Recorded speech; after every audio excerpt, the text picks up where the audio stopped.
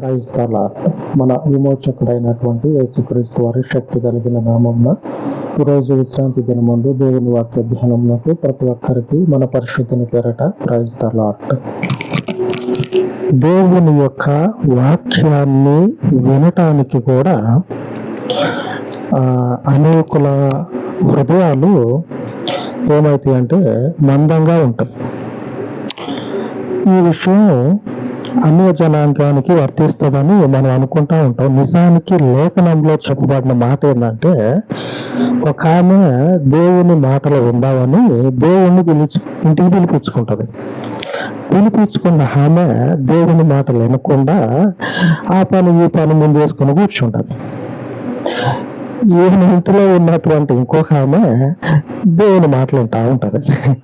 చూడండి, ఒక ఆమెను దేవుని వాక్యం ఉందాం, దేవుని చేత యేసుప్రభు వారి చేత ప్రార్థన చేయించుకొని స్వస్థత పొందుకుందామని ఇంటికి పిలిచింది. పిలిచిన ఈమె యేసుప్రభు వారిని నీ పని నువ్వు చేసుకోయా, ఇక నువ్వు చెప్పుకుంటావుగా, ప్రచారం చేస్తావు కదా, సువార్త చెప్తావు కదా, చెప్పుకో అని చెప్పానని ఆయనకు ఒక రూమ్ అప్పు చెప్పేసి కొంతమందిని చూపించి ఏం పోయి ఏం పని చేసుకుంటా ఉంది. నిజానికి పిలిచినటువంటి ఈమె ఆయన చెప్పేటువంటి వాక్యం వినాల. ఈ వాక్యము విననటువంటి వాళ్ళు దేవుని యొక్క హృదయాన్ని ఎరగకుండా వాళ్ళ జీవితాలని శాపాలకి గురి చేసుకుంటున్న వాళ్ళు ఎంతో మంది ఉన్నారు. అటువంటి వారిని గురించి ధ్యానించుకుందాం. అలాగే మనం ఎలాగ నడుచుకోవాలో లేఖనంలో నుంచి చూద్దాం. లూకా సువార్త 6వ అధ్యాయం 8వ వచనం.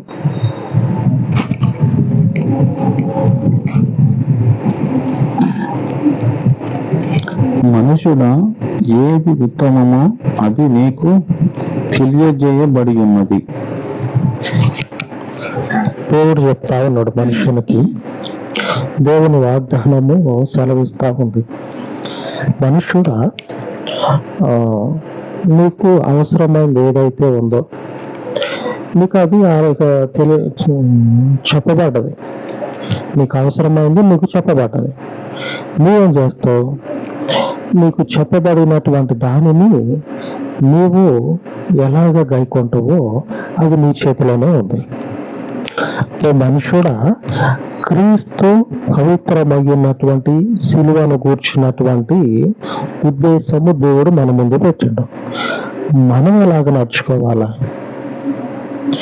అన్య జనాంగానికే సంబంధిస్తుంది ఈ మాట, వాళ్ళకే బాగా సూట్ అవుతుంది అని చెప్పినని తలపెట్టుకునేటువంటి వారికి బాగా వినండి, ఇదే అవసరం. లేఖనము అన్య జనాంగం గురించి కాకుండా ఆయన వారి గురించి, ఆయనను ఎవరైతే కళ్ళ ముందు పెట్టుకొని ఆయనతో నడుస్తున్నాము అనేటువంటి భ్రమలో ఉండి ఆయనకు వేరుగా ఉన్నారో వాళ్ళ గురించి చెప్తా ఉన్నది. దేవుడు కోరుకుంటా ఉన్నది ఏంది? ఆయన చెప్పే ప్రతి మాటని కూడా మనము పాటించాలి. దేవుడు చెప్పేటువంటి ప్రతి మాట కూడా మన జీవితానికి అవసరమైందే దేవుడు చెప్తాడు. మన జీవితానికి అవసరమైందే దేవుడు చెప్తాడు. ఈ చెప్పబడినటువంటి వాక్యాలను ఎవరైతే పరిశీలనగా, అంటే ఒక్కొక్క లేఖనాన్ని సండే రోజు వాక్యం చెప్పారు, చెప్పినటువంటి వాక్యము మనకి ఎంతవరకు తగులుతా ఉంది. అలాగనే ఆశీర్వాదకరంగా ఉండాల్సినటువంటి వాక్యము మన జీవితాలకు ఎందుకు ఆశీర్వాదకరంగా ఉండట్లేదని ఆలోచిస్తే తెలిసేది ఏంటంటే వాక్యపు వెలుగు, వాక్యపు జీవితము లేదని అర్థం. చెప్పేటువంటి వాక్యాన్ని వింటేనే కదా, విన్నటువంటి వాక్యాన్ని పరిశీలన చేసి ఆ వాక్యానికి తగ్గట్లుగా మనము నడుచుకుంటేనే కదా దేవుని ఆశీర్వాదం. దేవుని సంఘములో చెప్పబడేటువంటి ఈ వాక్యము జీవము కలిగిన ఈ వాక్యాన్ని వినటం కొరకు అనేకులు ఏం చేశారంటే, ఇప్పుడు కాదు ఒకప్పుడు కొరడా దెబ్బలకి, అలాగనే శరీరాన్ని నలగొట్టుకోవటానికి సిద్ధపడ్డారు. శరీరాన్ని భౌతికంగా నలగొట్టుకోవటానికి ఇష్టపడ్డారు, దేవుని ఈ వాక్యం వినటానికి. ఇప్పుడు అరచేతిలో వస్తూ ఉంటే దేవుని వాక్యము ఫోన్లో వస్తూ ఉంటే ఏం చేస్తూ ఉన్నారంటే పైకి నెట్టేస్తూ ఉన్నారు. పైకి వెళ్ళిపో అని చెప్పినని తను అట్లాగా స్క్రోల్ చేసేస్తా ఉన్నారు. జీవము కలిగినటువంటి దేవుని వాక్యం ఏం చేస్తుందంటే మన యొక్క మార్గాన్ని మనకి చూపిస్తుంది. ఈ జీవము మన జీవితానికి గొప్పగా, ఎంత చెప్పినా తక్కువే, అంత గొప్పగా దేవుడు మనకి ఆశీర్వాదాన్ని ఇస్తాడు. వినేటువంటి వారే కరువు అయిపోయారు. చిత్రమైనటువంటి పరిస్థితి అప్పుడు అట్లాగే ఉంది. ఇంకా బాధపడాల్సినటువంటి విషయం ఏమిటంటే ఇప్పుడు అంతకు మించి ఉన్నది. అప్పుడు అట్లాగే ఉంది. అప్పుడేమో అట్లా ఉన్నటువంటి ఆ కాలంలో అప్పటికి మించినటువంటి ఈ కాలము మనుషులందరూ ఎట్లా అయిపోయారంటే అప్పటి కాలానికి మించినటువంటి వాళ్ళు అయిపోయారు. లేఖనంలో చూద్దాం, లోకాసు వార్త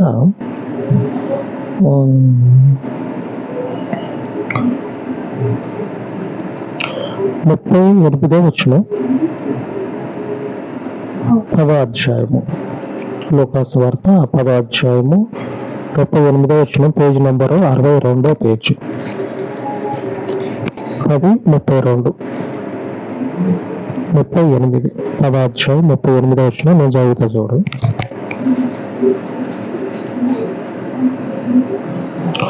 అంతటా వారు ప్రయాణమై పోవచ్చుండగా, పేజీ నంబర్ 62,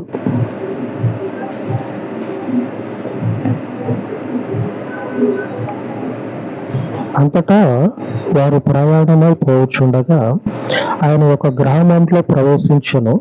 మార్తా అను ఒక స్త్రీ ఆయనను తన ఇంట చేర్చుకొనెను. ఆమెకు మరియా అను సహోదరి ఉండెను. ఈమె యేసు పాదముల యొద్ద కూర్చుండి ఆయన బోధ వినుచుండెను. సంఘటన ఏంటంటే మార్తా యేసు ప్రభు వారిని ఇంటికి పిలిచింది. మా ఇంటికి వచ్చి కుటుంబ ప్రార్థన అంటారు కదా, అట్లాగా ఆ ప్రార్థన పెట్టి వాక్యం చెప్పనని యేసు ప్రభు వారిని పిలిచింది. మొట్టమొదటి వచనంలో రాబడిన మాట, వాళ్ళు ప్రయాణమై పోచుండగా ఆయన ఒక గ్రామంలో ప్రవేశించును.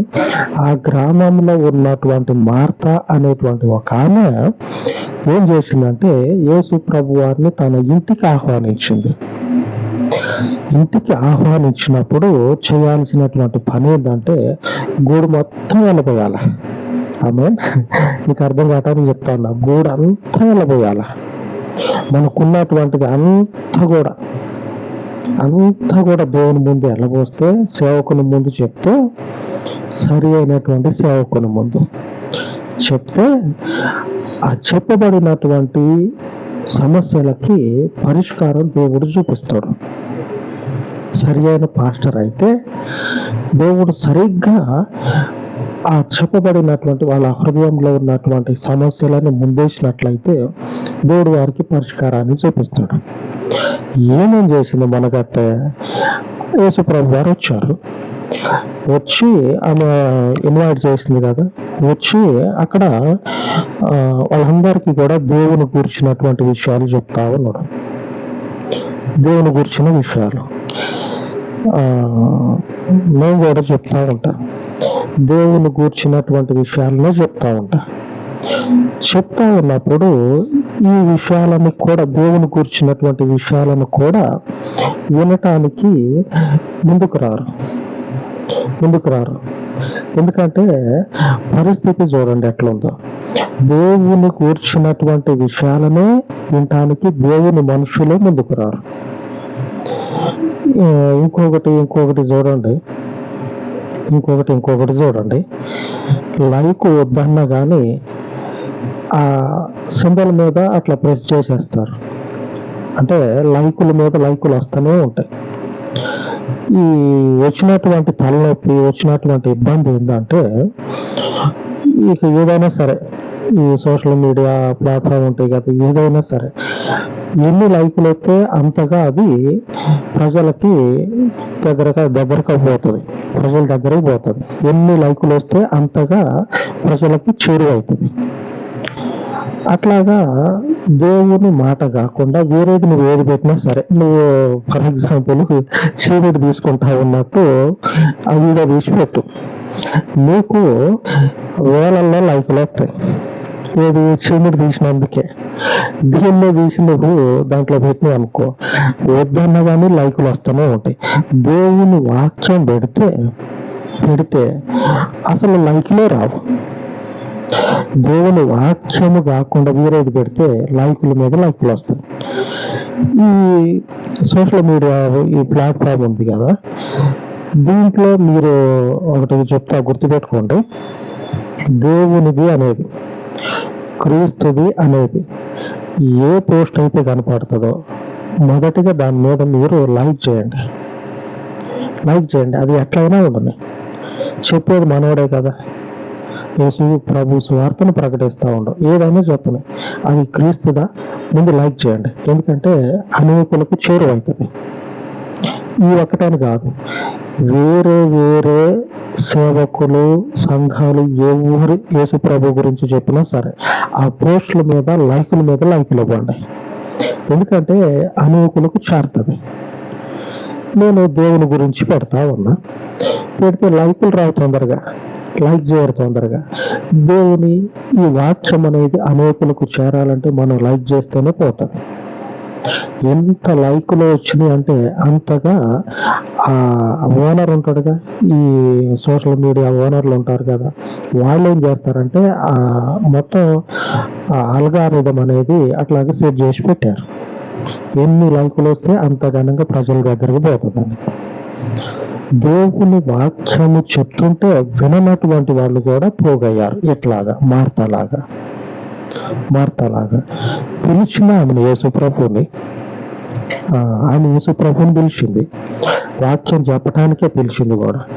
ఆయన వచ్చి ఆమె ఇంటికే వచ్చినప్పుడు ఆమె కూర్చొని దేవుని వాక్యం వినాలి. ఆ పని అనేది ఆమె కాదు, నేను మా పక్కింట్లో జరుగుతుంది అన్నట్లుగా ఆమె ఇంట్లో యేసు ప్రభు వారు వాక్యం చెప్తా ఉంటే వీళ్ళంతా పని చేసుకోవటం, వీళ్ళంతా సర్దటం, వీళ్ళంతా ఏది ఎక్కడుందో అదంతా కూడా ఏం చేస్తా ఉందంటే నీట్గా ఆయన ముందు సర్దుతా ఉన్నది. అంటే యేసు ప్రభు వారు చూసి అనుకోవాలి, ఇంతటి పనికత్తే యేసు ప్రభు వారు అనుకోవాలి, ఏమి ఇంత పని చేస్తుంది, రోజంతా తీరిక లేకుండా చేస్తుంది. ఆయన కళ్ళ ముందు కనిపించి చేసేదంతా కూడా ఆయన నమ్మరు. ఎందుకంటే ఆయన కంటితో చూసి ఒక మనుషుడు అని చెప్పే దేవుడు కాదు ఆయన. మనుషుని అంతరంగంలో ఏదైతే ఉన్నదో దాన్నే చూస్తాడు. నువ్వు ఎంత దాచుకున్నా సరే దాన్నే చూసి ఆ మనుషుల గురించి దేవుడు మాట్లాడతాడు. ఈయనేం చేస్తా ఉన్నది, యేసు ప్రభు వారి ముందు ఆ పని ఈ పని చేసుకుంటా దేవుని యొక్క ఆ వాక్యాన్ని పక్కకు నెట్టేసింది. ఆమె ఇంట్లో ఉన్నటువంటి ఆమె సహోదరి దేవుని వాక్యాన్ని వింటా ఉన్నది. ఎక్కడ పరిస్థితి ఎక్కడ రాకపోయిందో చూడండి. పిలిచింది మార్త, మా ఇంటికి రా అని చెప్పినాను, ఇంటికి ఇన్వైట్ చేసింది మార్త ఇంటికి వస్తే మార్త దేవుని వాక్యం వినకుండా ఆమె ఇంట్లో ఉన్నటువంటి ఆమె సహోదరి యేసు ప్రభు వారి పాదాల వద్ద ఉండి ఆయన చెప్పేటువంటి వాక్యాన్ని మొత్తానికి హృదయంలో ఏం చేస్తా ఉందంటే నోరు చేసుకుంటా ఉంది. దేవుడు చెప్పే వాక్యాన్ని ఆయన పాదాల వద్ద కూర్చొని ఎంతగా ఆ జీవము కలిగినటువంటి వాక్యాన్ని వింటా ఉందో చూడండి. తర్వాత వచనంలో రాయబడి ఉంటుంది, 39వ వచనం నేను చదువుతా చూడండి. 39వ వచనం, ఆమెకు మరియా అను సహోదరి ఉండెను. ఈమె యేసు పాదముల వద్ద కూర్చుండి ఆయన బోధ వినుచుండెను.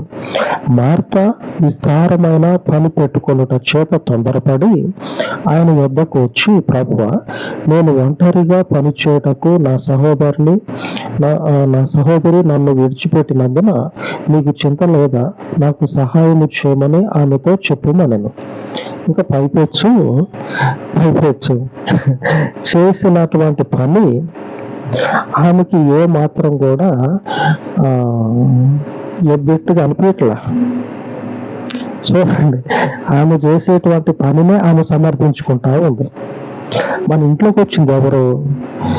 అనేకులు తలుపులు బద్దలు కొట్టుకొని ఆయన కోసం పోతా ఉన్నారు ఇంట్లోకి మరి ఆయన కోసం పోయి ఆయన కాళ్ళ ఏళ్ళ పడి ఆయనని పిలుచుకొని ఆయన కోసం ఎదురు చూస్తా ఉన్నారు.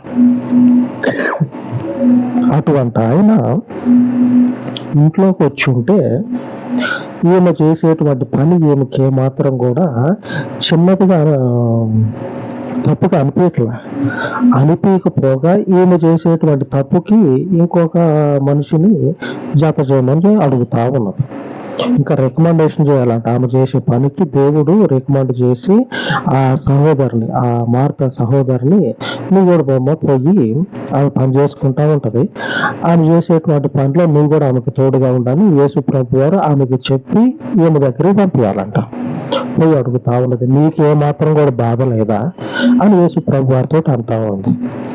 యేసు ప్రభు వారు ఏం చెప్తా ఉన్నాడు, నీవు లేని పనులన్నీ పెట్టుకుంటా ఉన్నావు. కావాల్సింది ఏంటి? మనకు కావాల్సింది ఏంటంటే దేవుని యొక్క వాక్యము. ఆ వాక్యము మన జీవితాలకు వెలుగునిస్తుంది. మనకు ఉండేటువంటి పనులు ఎప్పుడు ఉంటూనే ఉంటాయి, కానీ ఆయన మన ఇంట్లోకి వచ్చి నిలబడినప్పుడు, ఆయన మనల్ని ఎంచుకొని మన దగ్గరకు వచ్చినప్పుడు మనం చేయాల్సింది ఏంటంటే ఆయన మాటలు వినటానికి చెవులు కాదు హృదయాన్ని చెప్పాలి. ఆ మార్త సహోదరి చేసిన పని అదే. తర్వాత వచనంలో అదే ఉన్నది.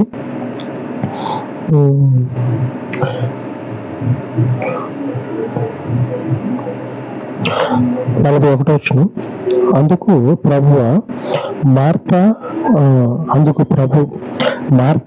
మార్త నీవు అనేకమైన పనులను గూర్చి విచారము కలిగి తొందరపడుచున్నావు, కానీ అవసరమైనది ఒక్కటే, మరియు ఉత్తమమైన దానిని ఏర్పరచుకొనును, అది ఆమె యొద్ద నుండి తీసివేయబడదని ఆమెతో చెప్పాను.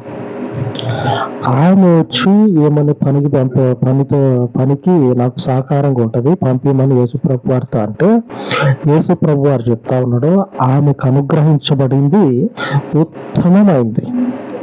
మొదట మనం లేఖనంలో చదువుకున్నట్లు, ఓ మనుషుడా దేవుడు నీకు ఉత్తమమైనది తెలియజేసి ఉన్నాడు.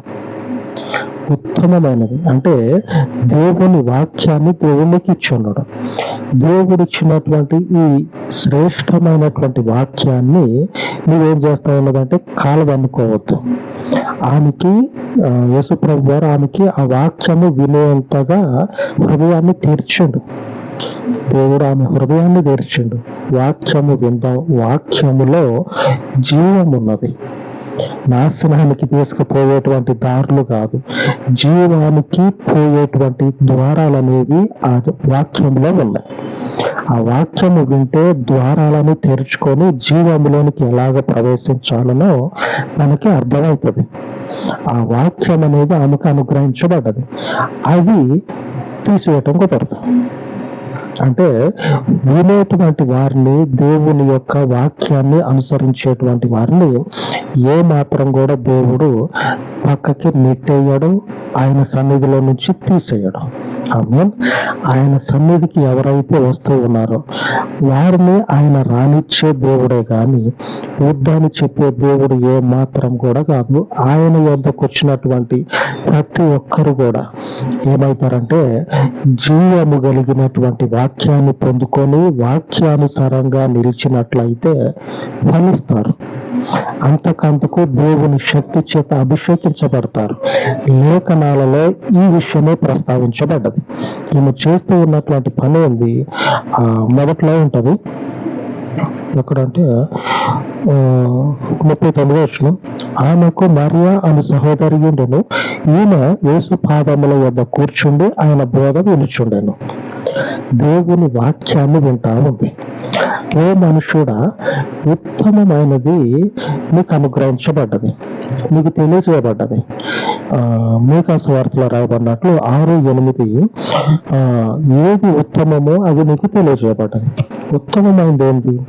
దేవుని వాక్యాన్ని వింటాం. ఆయన పాదాల వద్ద కూర్చొని ఆ వాక్యాన్ని వింటా ఉన్నది. అంతకు మునుపు తెలియనటువంటి విషయాలు, మనుషుడు గ్రహించలేనటువంటి సంగతులు ఈ వాక్యంలో బయలుపరచబడతాయి. వాటిని చెవులు అప్పచెప్పి ఆయన పాదాల వద్ద కూర్చొని ఆమె వింటా ఉన్నది. చేయాల్సినటువంటి పని ఉన్నది. ఆ పని కంటే మొదటగా దేవుని యొక్క జీవానికి విలువిస్తా ఉంది. ఎంతమంది దేవుని వాక్యం చూశారనుకోండి, చూసి వెంబడే లైక్ చేస్తా ఉన్నారు. ఎందుకంటే దేవుని వాక్యం ఎవరు చెప్పినా సరే మంచిగానే చెప్తారు. వాళ్ళు వ్యక్తిగతంగా వాళ్ళు కనపడనటువంటి సమయంలో ఏం చేస్తారో తెలియదు, కానీ ఇట్లా కెమెరా ముందుకు వచ్చినప్పుడు మాత్రం మంచిగా చెప్తారు. ఆ మంచి వాక్యానికి లైకులు అనేవి రావు. ఆ దగ్గితేనో, ఆ తుమ్మితేనో, ఆ తల దూకుంటేనో, లేకపోతే తలకు నూనె రాసుకుంటేనో ఇట్లాంటి వీడియోలు తీసి పెడితే ఎన్ని లైకులు కావాలంటే అన్ని లైకులు వస్తాయి. ఇంట్లో ఉండే గిన్నెలు పెట్టినా కానీ ఆ గిన్నెలు కూడా నిండిపోతాయి, అన్ని లైకులు వస్తాయి.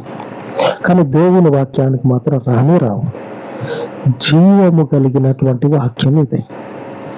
ఈ జీవము కలిగినటువంటి వాక్యము దేవుడు అనుగ్రహించును. మీకు విన్నట్లయితే కలవరాలకి వినకపోతే మార్తలాగా వినకపోతే కలవరాలకి, ఆందోళనకి జీవితం అనేది ఏమవుతుందంటే అప్పగించబడుతుంది.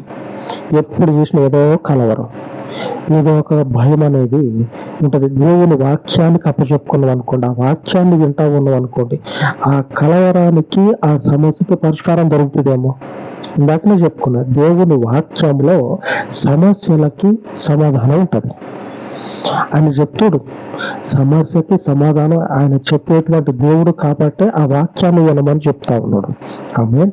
ఆ శక్తి సంపన్నుడు అయినటువంటి దేవుని వాక్యాన్ని విన్నట్లయితే మరియలాగా, మార్తా సహోదరి మరియలాగా వాక్యాన్ని విన్నట్లయితే, విన్నటువంటి వాక్యము చేత ఫలించేటువంటి వాళ్ళముగా, జీవితాన్ని ఆశీర్వాదకరంగా తిప్పుకున్న వాళ్ళంగా ఉంటాం.